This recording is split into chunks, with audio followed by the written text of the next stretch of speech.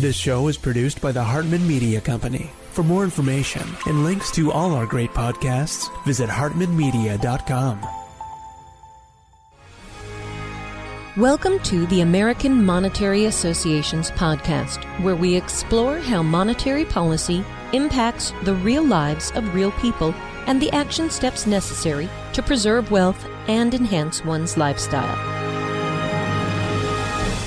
It is my pleasure to introduce Ivor Cummins. He is the author of Eat Rich, Live Long, and that led him down the path of a bigger mission. He was in the corporate world as a complex problem solver. He is a biochemical engineer, and his interest in food and how the food supply has been corrupted led him down the path to really study the elite class and their rather diabolical plans for all of us. I shared the stage with him recently at a conference. I was a speaker on Saturday, and then he spoke on Sunday, and I was just fascinated by his topic, his depth of research, his slides, and so forth. And so we're going to be sharing those visuals. If you're listening on audio only, Ivor will explain to whatever extent possible what he's showing on the screen, but do catch this on our YouTube channel as long as it lasts up there with the powers that be. And you're really going to learn a lot. We are going to do a second interview with him later. Today, we're going to focus on the history because it's just so important that we all see the way this all evolved and became just interwoven in the entire world and is an attempt to exert so much control over the human race. And then in part two that we'll do later, we're going to explore more details and some action steps as to what we can do about it. But today, let's kind of focus on the history. Ivor, welcome. It's good to see you. And you're coming to us from Dublin, Ireland, right? Yeah, absolutely. Delighted to be here, Jason, and great to meet in Orlando. It's great to have you. And go ahead and just kind of tee this up for us, and let's take a deep dive in. I'm going to try to not interrupt you too much because I think you've just got so much information here. I want you to get as much out to our audience as possible. Yeah, great. Well, like you mentioned, I'm a corporate problem-solving guy. I manage very large teams of engineers and other managers worldwide in very complex multi-factor problems. And we hear that, oh, you're not a virologist, you're not a endocrinologist, or all this nonsense. But the problem is we found out over many decades solving problems that the specialized fields can become totally blinkered. And you need a high level, what we call an integrator, to see the full breadth of what's going on and to get into depth in any specific field as required and use the specialists.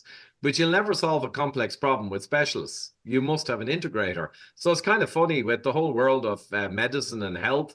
I spent 10 years getting the messages out and how that really worked, and nutrition, what real nutrition is. And no surprises, it's not what they tell us, because industry has taken over the world of nutrition. And of course, the pharmacology and the big pharma, they've taken over all the training of doctors. So unfortunately, everything we see is highly biased. So I was in that world for 10 years. Then 2020, COVID came along, and it took me a day or two to look up the Diamond Princess cruise ship and actually do a quick mathematical analysis of the impact. And it was like a severe flu, which would affect very elderly people overwhelmingly who had comorbidities. But I was able to tell my wife in March 2020, we don't need masks. We don't need to do a single thing about this. And she said, are you sure? And I said, I am 100% sure. And I also said, my 80-year-old mother, who lives just down the road, she will have essentially no impact beyond the flu from this, because I knew her blood results, and I'm pretty experienced with blood test results. And I knew her health level and her vitamin D level and her insulin sensitivity, without getting into detail. I knew she would not be touched by COVID. And 4 years later, that's proved true also. So I really got into COVID. And then within a couple of months, I began to realize there was something much bigger than the normal corporate corruption that was driving COVID. It was much bigger than swine flu, which was mostly big pharma kind of profiteering. And I began to learn about the World Economic Forum, and I realized, oh no, this is a half-century long kind of plan that's now breaking on our shores. So that's what I spent the time on, to understand the geopolitical history. And if you understand the history, you are inoculated forever from all the nonsense and propaganda they can throw at you. If you understand the history, you are tungsten carbide. Yeah. I love the meme. Sometimes these little memes that are going around contain so much truth in such a small message. One that's going around is whenever I'm not feeling good about myself, I have to realize that over $1 trillion of propaganda didn't work on me. Yes. I love that one. And Perfect. they were able to withstand over $1 trillion of propaganda. So take us into the whole thing, and please share your screen and let's look at this, because you've got some great visuals, and do try and explain those to the people who are audio only to whatever extent possible. Okay, I'll give it a shot. So I'm just sharing the first slide now. This is the New York Times in September 2020. And I was getting a lot of reach. I wasn't too heavily censored because I always referenced everything I said with published papers or government data. But then I got too popular and I put out a viral video. It got 2 million views in a week. And the New York Times did a hit job on me, an Irish engineer. And they spent a half a page saying how he's not correct, he's not an expert. But the funny thing was, Jason, a year or two later, when all the data was in, I checked every aspect of my video and the article that I'm showing now. And as it happened, not being smart, I was correct on every single vector, of course. But because I so effectively, with references and graphs and published data, I so effectively destroyed the viral narrative, the COVID narrative, that's why the New York Times did a half-page article on an Irish engineer. So just show you the power of the system. The phones, started buzzing, and the New York Times was told, you gotta get this guy. It doesn't matter who it is, how small he is, because CEOs of significant corporations were beginning to ask the experts, is this Irish guy right? Because he seems very convincing. So they did a hit job, and then the next day YouTube took down around 16 of my videos, put me on a double strike. So I was chastised for telling the truth. Yeah. And then I knew beyond all doubt, I knew already. Yeah. I knew that it sadly was a, quote, conspiracy, because that simply wouldn't happen in a real world. Yeah. And as I've said for easily 15 years right here on this show, just go listen to my old interviews, folks. Many of you have. There are conspiracies all around us all the time. Anybody who doesn't believe that is a conspiracy theorist themselves. This whole idea of making this can be considered some sort of wacky, outlandish thing. I mean, a conspiracy is just two or more people planning something in secret, right? I mean, of course, that happens every moment of every day all around the world, right? It's not a big deal. And I would submit to you that the United States of America was a conspiracy. Okay, that's how it started, as a conspiracy against the British Crown. So, if you don't believe in conspiracy theories, you're just an idiot. I'm sorry. I mean, of course, there are conspiracy theories and conspiracy facts. Well, let's just put that on the table to start. Yeah, absolutely. And conspire just means to breathe together. Yeah. And it just means people get together relatively secretly, but not necessarily secretly. Yeah. A lot of these guys publish everything, like the Rockefeller Archives and WEF. They're even smarter. They publish everything theoretically, but no media covers it. So they make sure they're not too secret, because they know it's not going to be covered, so they can actually say it and go on the record and still do it. One of the other things, so that's their out to say, look, this is not a secret. We publish this. You can just look on our website. I mean, a lot of this stuff is right there out in the open. But again, the media doesn't pick it up. So it's there. They can use it to defend. But again, it's not published widely. And the other part of it is that, like anybody, it's just part of human nature. If there's a group that is doing something and they consider what they're doing to be an accomplishment, right, which that's what they get up and do every day, they want to show their accomplishments off. They want to brag about them. So they drop in little hints here and there, symbolism, all sorts of funny things, So this stuff really isn't that much of a secret, as you said. But okay, go ahead. Yeah, very good. So I'm just going to the next slide. I showed the text of the New York Times, and I'm going to frame it. It's just so beautiful, because everything they said was nonsense, of course. And that video with all the facts was correct. But it did bring me on to the World Economic Forum, which is a very important organization. And some people think, oh, it's a talk shop in Davos, and they go in private jets and they bring in presidents and leaders, but they're just talking. But that's not true. That's naive. The World Economic Forum, I'll briefly mention where it came from. It came from the loins of Rockefeller Brothers Fund. And they clearly set out they wanted a world government dominated by the West. And they worked with the State Department, and even the CIA were funding their conferences. So this is not small time. This is the richest family in America in bed with the State Department and basically planning American dominance and in a world government. The opposite of a conspiracy theory. And you could even say, to our earlier point, it wasn't really hidden, as I'll show you. They kind of documented everything, but they always use kind of fancy language about saving granny and improving the state of the world. And that language covers them. They kind of say what they're going to do, but they put it in language that makes it sound good, which is the oldest trick in the book. And I'm going to skip that joke there and go to Benito Mussolini. I'm a World War II buff. I've watched thousands of hours of documentaries. I'm just into it. But Mussolini, I knew for many, many years. He defined fascism properly, and it's very important to know the definition. It should be rightly called corporatism, as it is a merger of corporate and government power. That is the definition of fascism. So we're all told, oh, you're against immigration, you're a fascist. Nonsense. Oh, you're against masking, you're a fascist. Completely absurd. Fascism is the merger of government and corporate power. And that's what National Socialism was in Germany with that nasty man, Adolf, and all the other regimes. They joined the means of production and the corporate and the wealthy with the government, and they made a totalitarian system. Once you understand that, you realize they're selling us fascism. It's important. And Mussolini also said, for the fascist, everything is the state.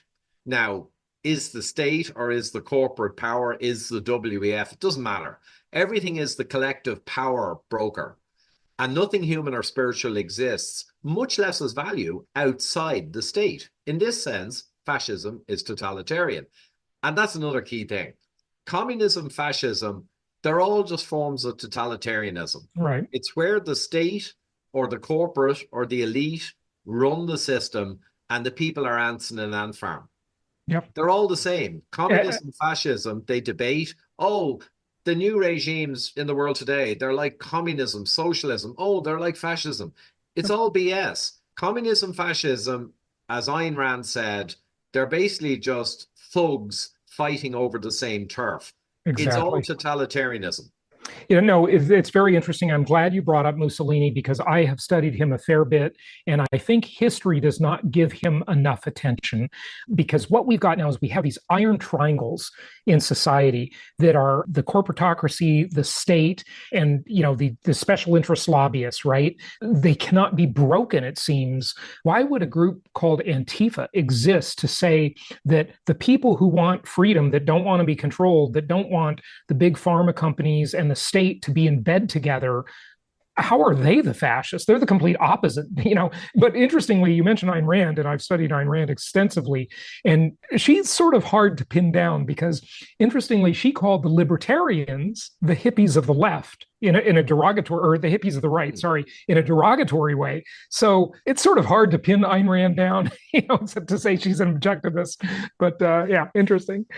Yeah, I mean, Ayn Rand, she came out with some great quotes and she largely had it correct. I wasn't actually aware of that libertarian kind of slur. Yeah, the hippies of the right. Yeah. The hippies of the right.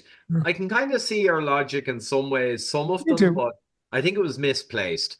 Yeah. And, but the key thing is that Rockefeller and the Rockefellers basically were very smart. Their father was the psychopath, John D. Rockefeller of Standard Oil, and he indoctrinated his 5 sons in the key vision of the family. And it was not to do with making more money, because they had more money than he could ever spend. Mm-hmm. It was about them taking their destiny and leading the creation of a world government, the ultimate world government.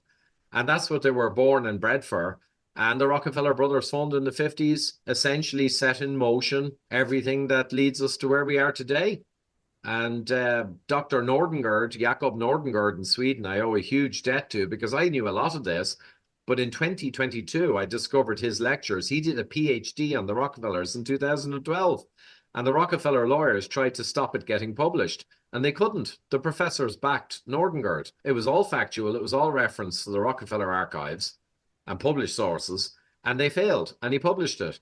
And he wrote a book I'm showing on the screen now, Rockefeller Controlling the Game. And basically, that book is astonishing. And it filled in all the gaps I had All the climate change nonsense, the COVID, the pharma stuff, the geopolitics. That book basically explains not just that the Rockefellers controlled the whole game for the last 70 years, but they needed massive amounts of allies.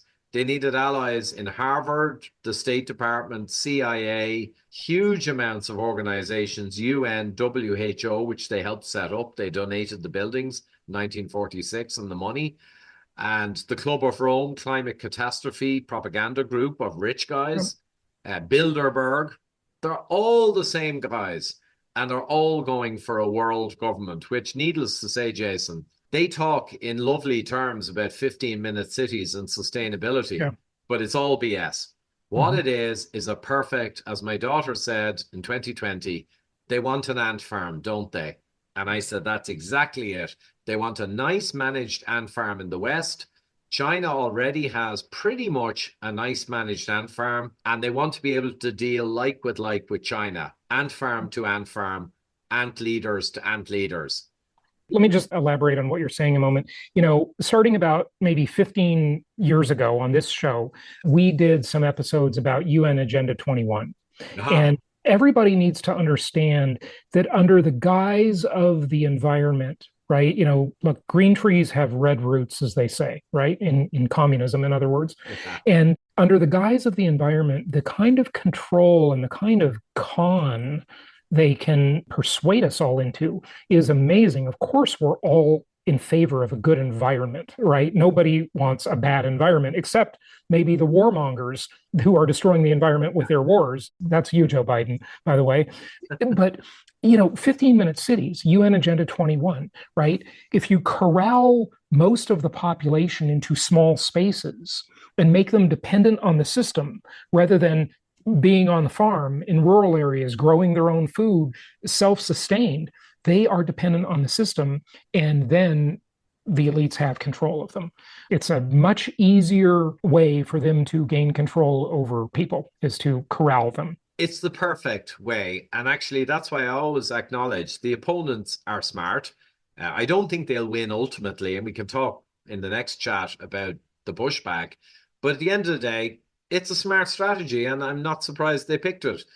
Give people hobgoblins, made up fears of climate disaster and population explosion. Give them plenty of fear, and then say, we can save you from these hobgoblins. We can save you from this fear. Problem, reaction, solution. And Rockefeller, it's funny, in the 50s, they identified climate disaster, pandemics, and global financial crashes. What was the other one? I think macro terrorism. They actually pre-identified the opportunities, the narratives that would help them convince the people to go with their new world government. But they identified those, including pandemics and climate crisis, with no scientists in the room. So I think it's important to understand, or people to understand, if something like climate crisis and pandemic nonsense is identified by ultra-rich sociopaths with no scientist presence, and then they fund scientists for the next half century to go along with those stories, what's the chances that those stories are actually real scientifically? And the answer, Jason, is zero, right? You know that. It's common sense. Right. And let me mention something else that's complete common sense. I mean, folks, this is so basic and so obvious. Everybody listening or watching knows that you can buy off a politician. That's what the whole field of being a lobbyist is all about. It's about trading favors and crony capitalism and money in brown paper bags, or, here's some land I'm developing, or, hey, Nancy Pelosi, I'm a CEO of this public company, and maybe you should buy some stock right now because we're about to do something that nobody knows about. I mean, it's endless, the amount of favoritism and cronyism that goes on. Well, if you can buy off a politician, and everybody knows you can, everybody knows politicians are all sponsored, just like Formula One cars in a race. Okay, it's no different. Why would you think that you can't buy off a scientist or entire scientific companies or communities or associations? Of course you can. Who sponsors the conferences? Who pays for the golf tournaments? This is done with pharma. I mean, there's so much evidence of this. It's just ridiculous amount of influence peddling. Yeah, at this stage, it's a parody of itself. I mean, the scientists that came out promoting seed oils, which we know are factory kind of concocted chemical compounds, which are terrible for health. They're inflammatory. But they bought the science on that, so we all eat our heart-healthy seed oils or vegetable oils. And they told us that meat, fish, and eggs, which we evolved on, we literally, Homo sapiens, came from that. They've told us for 40 or 50 years they're bad for us. So, like you say, Jason, it's comical. It's so easy to buy the scientists. And recently I came across an example that And they told us fat was bad. and sugar and fake sugar, even worse, is good. Of course. It's insane. This is how they work. And you know, all you have to do to know this is true is just, if you're old enough, just remember what people used to look like in the 70s and 80s and look at them today. Everybody's overweight. Everybody's unhealthy. It's insane. They have poisoned the United States for sure, and most of the world as well. It's just pathetic what these people have done. Yeah, and almost gleefully. I mean, they literally have zero conscience. They don't. Hey, why would you? You have the diabetes industrial complex, the cancer industrial complex, the vaccine industrial complex. I mean, the mental health and SSRI industrial complex. There's so much money to be made here. It's a feeding frenzy. And at this stage, the only reason people aren't utterly rebelling like they did against John D. Rockefeller in the 1900s, the only reason is these guys were smart enough to pretty much buy up the media. So the media feed a pipeline of utter propaganda 24/7 to the people. And we all saw it during COVID. It became comical. Round the clock talk about basically a bad flu rebranded as the bubonic plague. And a lot of people said, hold on a minute, I don't know anyone who died. And I don't really know anyone who was very sick. But the television is telling me every day that this is Armageddon. So a lot of people said, hold on a minute. But after a couple of months of round-the-clock propaganda, most humans actually reset their frame of reference. It's a psychological trick that humans do. If they're out of step with their tribe, even if they're convinced the tribe is wrong, if all the experts keep saying X, after a while it becomes very uncomfortable, and they psychologically just say, well, okay, I accept X. And then they just roll. And that's what happened in COVID. It's old psychology. Yeah, it isn't amazing to everybody. Try and remember the end of COVID, right? Try and remember when that happened, right? I remember about when it happened. And I remember that I had Peter Zion on the show. He's been on many times. He's the geopolitical guy. He's written lots of interesting books. At the start of our last interview, he said, well, when everyone decided COVID was over, that's what he said. Like, it was just a decision people made. Yeah. They wanted to move on with their lives. And funny thing, that was pretty much true. Yeah. I mean, people were sick of it. Someone up the top decided, okay, people are beginning to really get sick of COVID. They're beginning to really question the whole bloody thing.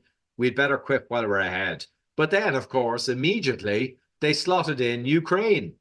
And then we had a year of propaganda on Ukraine. And basically, even though in 2014 there was the CIA-connected coup, they got rid of the elected Russian-favoring president, and they brought in the scumbag Zelensky. I mean, even though that was all technically on the record, everyone forgot it. And they all, Mr. Putin bad, Orange Man bad.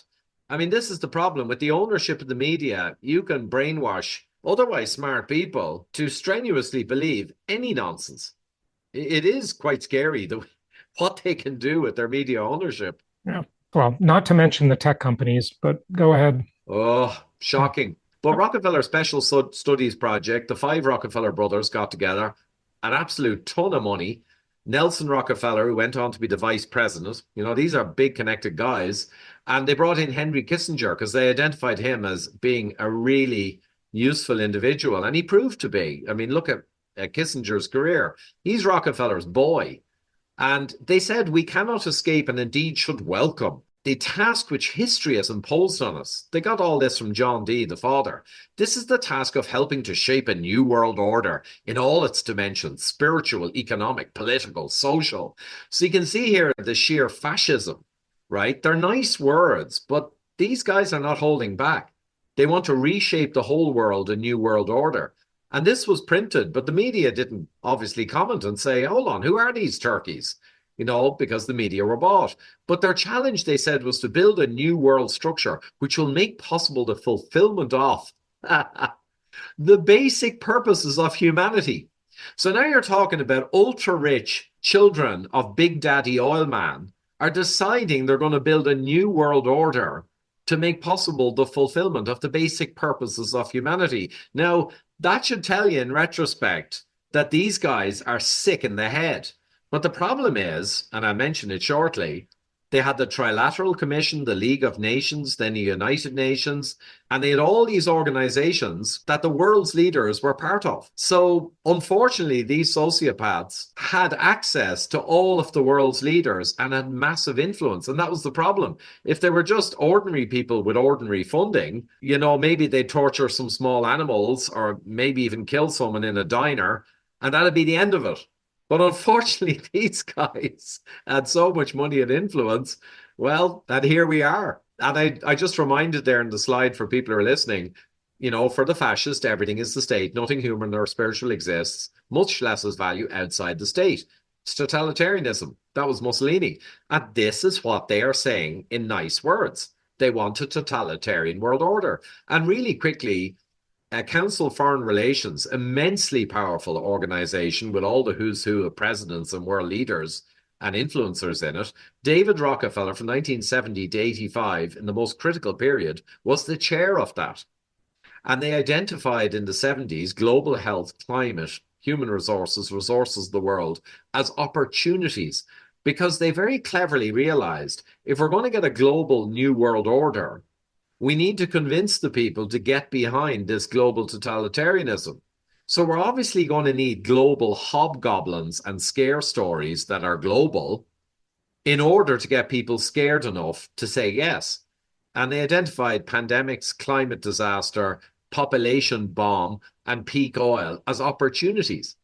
Before the scientists got on board, they already identified all the stuff we have to listen to painfully today on a whiteboard in a corporate back room. So peak oil, the big theory from the 70s, that never happened. The complete opposite happened, to where we had massive amounts of oil, thanks to technology, being able to extract it. And then Al Gore, in his younger days, he was running around scaring people about the coming ice age. Yeah. It's so funny. Time magazine featured that. You see, what happened is, the temperature was naturally rising from the 1800s up to the 50s. And that's just natural. It's coming out of the little ice age. And it's a natural phenomenon. It's based on the Malkovich cycles, or not Malkovich. Oh, I forget the pronunciation. And the sun and, solar energy and cosmic rays even, and the position of the Earth in our solar system. So there's all these factors that define the average temperature. That's just nature. But the temperature was rising. They got excited about global warming, figuring they could put a narrative onto it, like rain dance men or snake oil salesmen. But then in the 60s and 70s, naturally, even though the CO2 was going through the roof, the temperature naturally leveled off and flattened. And the scientists began to talk about potentially an increase in the ice age type challenge.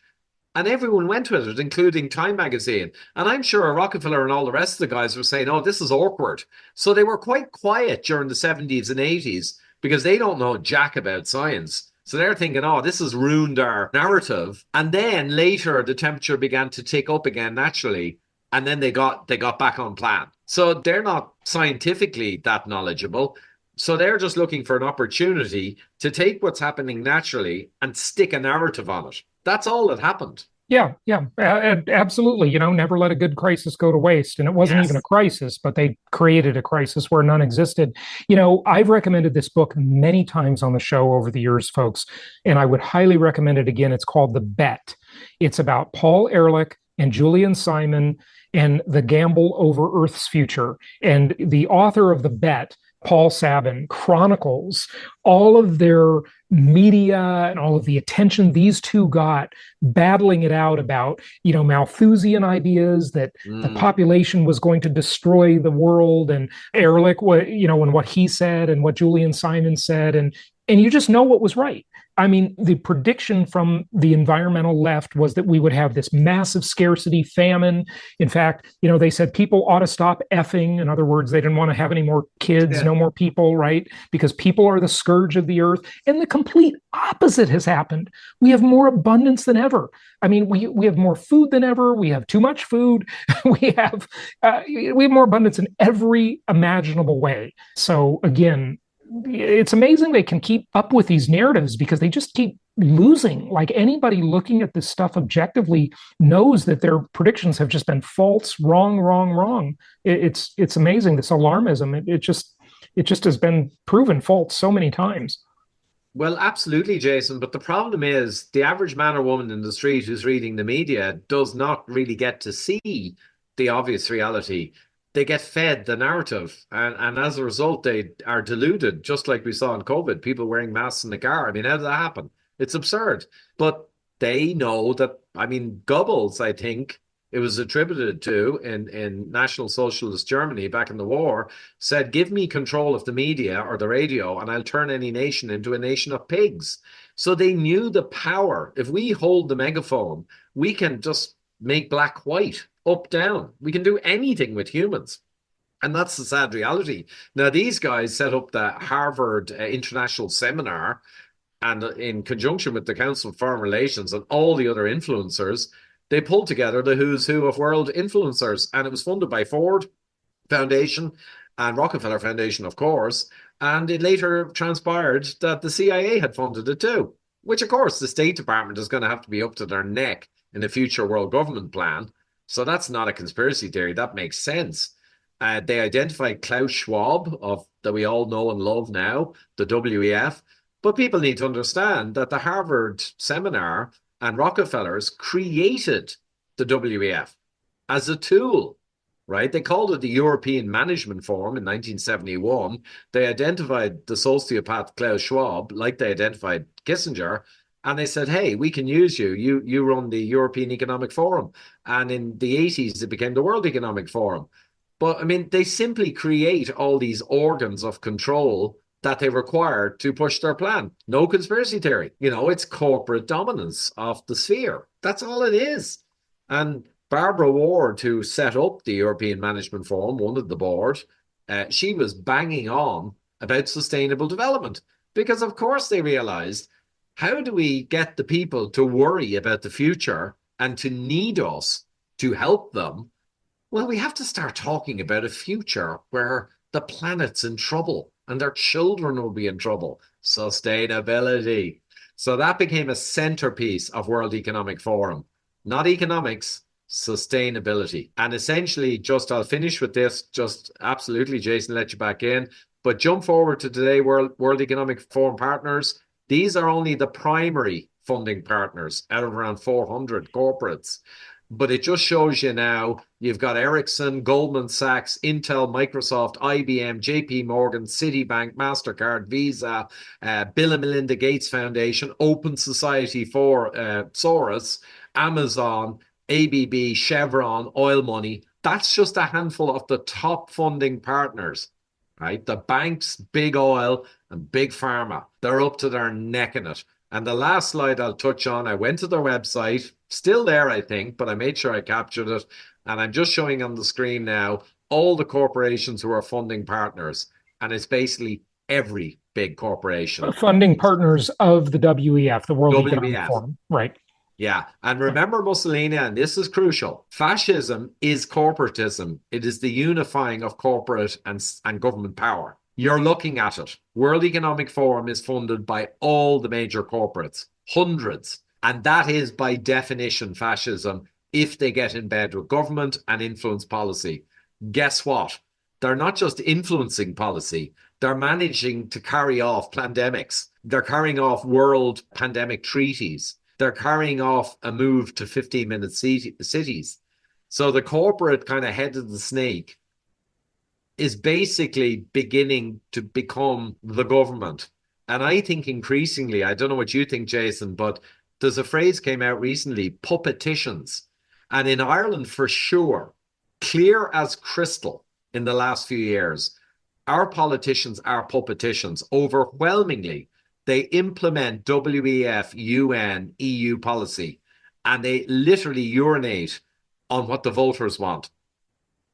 Every time what the voters want comes up in polls, the government do the opposite. They are clearly reporting up to the corporate mothership. Yeah, it's truly unbelievable. And, we had Vivek Ramaswamy, the presidential candidate, on the show a while back. And he, of course, wrote the book Woke Inc., which is an interesting parallel to everything you're saying, because all of these same corporations are on board with this whole ideology that just distracts from all the evil stuff they're doing, all the pollution they're causing, all of these sweatshops they're running.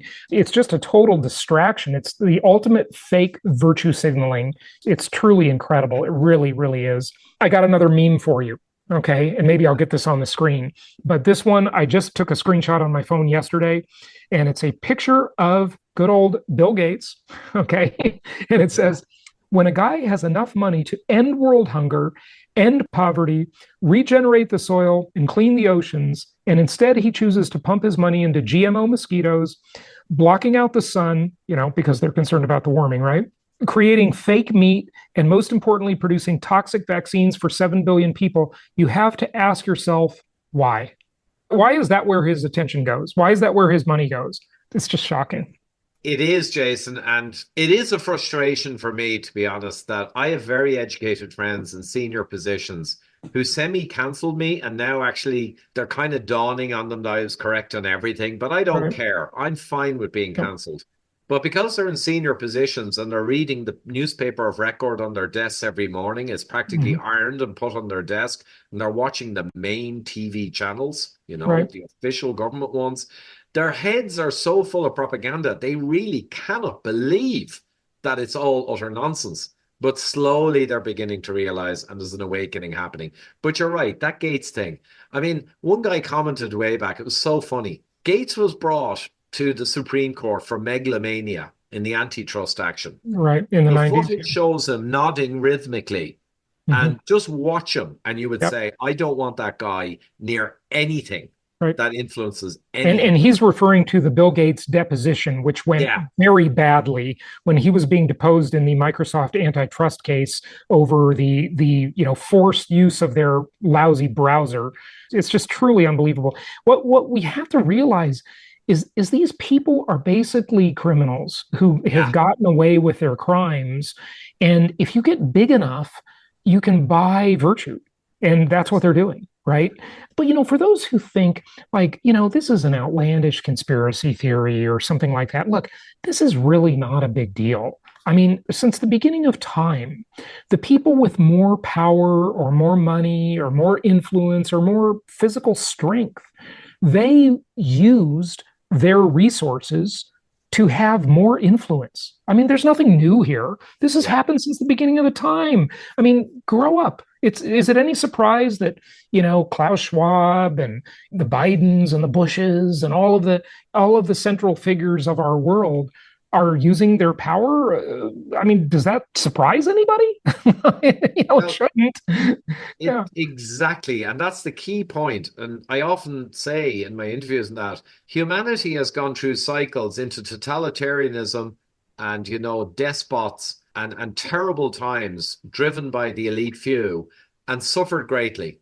And then at some point they rebel. And then you get an egalitarian kind of fair society and everyone's happy. But then they get soft and they think everything's fine. Right. And they forget there's a percentage of humanity who are always striving to get to the top and run an ant farm. So what happens is you end up back in totalitarianism. And this has happened in cycles forever. Forever. Right. From the Roman Empire, Shaku Zulu in Africa. Doesn't matter where in the world, humans are humans. So we now have gone through a huge softening since World War II. And now the people after 3 generations out of World War II, especially with phones and all the modern luxuries we have in the West, they've become soft as puppy poo, basically. And as a result, they're absolutely ripe to be taken over by the hard guys, the totalitarians like Schwab and the Rockefellers. It's inevitable. So now we're going into this fourth turning and we're heading into totalitarianism. And we'll come through that in coming decades. and we get back to egalitarian good societies. But Yep. we're going to have to go through the fire. Here's the problem, though. Here's the problem. The longer we allow these power grabs to happen, and the more power they grab, the harder the struggle to get out of it. One of the things that made the US so great is the checks and balances of the three branches of government. And before those were all co-opted like they are now, largely, you really could run a pretty balanced society as long as you had a large middle class and this whole idea of, rugged individualism and all the things that made the US the sort of beacon of freedom for the world. But, sadly, it's been turning the other way for quite a while, certainly since the 60s. I would say that was a big part of it. And if you read any of Saifedean Ammos's work, he wrote the Bitcoin standard and he wrote the fiat standard and then, fiat food, which you'd be interested in, right? Mm-hmm. And, we've got all of these sort of fiat things, and that word fiat just means by authority, by decree, right? It's valuable because we said it's going to be, right? And these are all fake. They're not real, right? And they can con all of us for a while as long as people will play the game. But at some point, the jig is up, and it's up on everything. We're being poisoned with the fiat food. The fiat money is inflating away everybody's wealth. It's destroying the middle class. It's concentrating wealth because of the Cantillon effect into the small elite class. It's really scary stuff. Yeah. So what's your advice as we wrap it up today? I know we're going to do a whole nother session about what you can do about it, but maybe just give us a sliver of hope here before you go today.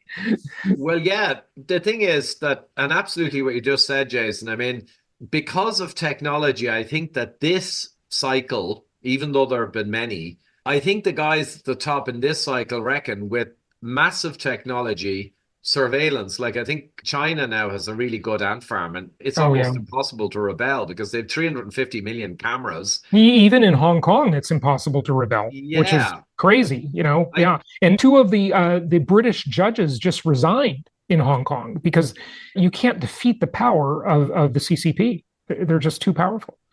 Yeah, and I mean, there's a great case in point. I'll say a negative story now, and then we'll finish with a positive one, absolutely. But around a few months ago, China, they do allow their citizens to peacefully hold up placards outside a business who has mistreated them. They allow a little bit of steam to release. But there was a bank that froze millions of dollars in Chinese businessmen's assets. I'm not sure the details, but the government must have been in support because a bunch of businessmen agreed on a Friday to go to the local town and to protest peacefully about this freezing of accounts. Mm-hmm. And on Friday night, all their phones went COVID red and they could not move. So technology can be used to snuff out rebellion almost before it starts. And I think this current kind of variant, COVID variants, this current variant of totalitarians that have got together with the Rockefeller Brothers up till today and all their clubs like, Bilderberg and all of them, WEF, I think they reckon, they always talk about technology, they reckon we'll make it stick. You remember Hitler said 1,000-year Reich? Well, he got beaten and he didn't have any 1,000-year Reich. He ended up committing suicide in the bunker. Yeah. But I think these guys reckon, hey, we can maybe have 1,000-year Reich, because technology will stop the ants rebelling. So that's the negative note. And they've got a point, but I don't think it's going to work. The positive note is there was the Road to Geneva march just last weekend when we were in Orlando at the conference. Buses and people from all over Europe went to Geneva to highlight the UN and the WHO pandemic treaty. Enough is enough. We have freedom groups all over the world now gaining huge support, from RFK through to all the other medical freedom groups, and then all the legal people who are fighting against the EU communisto system. And we have a public awareness, I think. So in Ireland recently, it was a very important moment. They tried to change our constitution, which protected women and mothers and families. And the wording, I'm honest with you, Jason, the wording wasn't like old-fashioned. It was written 100 years ago. The wording could have been written yesterday. It was perfectly good that because the state is dependent on the health of the family, and the family is society, the state will absolutely strive that no mother has to, through economic hardship, leave the children behind to work out of hardship. Not that the state wants the woman in the house, but the state must help a woman who would leave and abandon the kids due to economic hardship. This is perfect. This is perfectly sensible, right? But the government tried to bring in changes based on NGO lobbying and, of course, the UN and WEF, all those guys. And they wanted to take all that protection of the family out of the Constitution and put in that we respect any durable relationship. Durable relationships. So replace the family, marriage, the whole of society with any durable relationship. So it's clearly rotten. Now, the interesting thing was the government, all the government politicians were screaming for a yes vote to get this disgraceful change through. All the NGOs were screaming for it. And all of our mainstream media were screaming for a yes. So you'd say, well, if everyone and all the experts are saying yes, probably the sheeple voted yes, but they didn't. We got the biggest no vote in the history of referendums in Ireland. So the people now do not understand what we're saying. Most of them don't know what is wrong, but they know something's really wrong. Right. Yeah. That's a start. And they threw it back. And a whole load of politicians, including our prime minister, effectively, left office in the next couple of weeks. So there's big awareness happening. Yeah. And you're calling politicians puppeticians, like puppets, you mean, when you say that? I just want to clarify that. Absolutely. Yeah. I didn't make up that phrase, but Jason, I love it. Puppeticians. Oh, no, it's a great way. There's so few genuine statesmen or stateswomen. Yeah. Overwhelmingly, they're butt puppets of the UN, WEF, EU. I mean, they just take their orders from the top on all issues. They should be forced to wear patches on their suits that show who their sponsors are. That should be a required disclosure. I mean, look, when you see a race car driver in his uniform, it's got the logos of all the companies that sponsor him, right? That's how politicians should be. They should be forced to do the same thing. Yeah, absolutely. It's something else. All right. Well, Ivor, thank you for this great education. I'm really looking forward to part 2 with you, and it's going to be great. So we will get that scheduled and we'll get it out to you here in the near future, folks. Give out your website or whatever resources you want to share with people, social media, whatever it is, wherever you haven't been deplatformed yet. Well, actually, because I reference everything I've said, and even with the New York Times attacking me on YouTube, I'm still on all the platforms. Which is quite amazing. I was off LinkedIn for a year and a half for doing a funny video, personal video with my voiceover about Tony Blair. It wasn't even against the COVID regulations. So it just shows you the corruption. But I'd say just Google my name, Ivor Cummins. My YouTube and my Twitter I'm most active on rather than my website. And I think the links to my Vimeo of the 2 talks I gave in Dubai last month will give people a great, more deeper overview of all of this stuff. Okay, excellent. Sounds good. Well, Ivor, thank you for joining us. You can be followed on X, one of the last free speech platforms, and then all the other places you mentioned as well. Thank you so much for listening. Please be sure to subscribe so that you don't miss any episodes. Be sure to check out the show's specific website and our general website, hartmanmedia.com, for appropriate disclaimers and terms of service. Remember that guest opinions are their own, and if you require specific legal or tax advice or advice in any other specialized area, please consult an appropriate professional. And we also very much appreciate you reviewing the show. Please go to iTunes or Stitcher Radio or whatever platform you're using and write a review for the show. We would very much appreciate that. And be sure to make it official and subscribe so you do not miss any episodes. We look forward to seeing you on the next episode.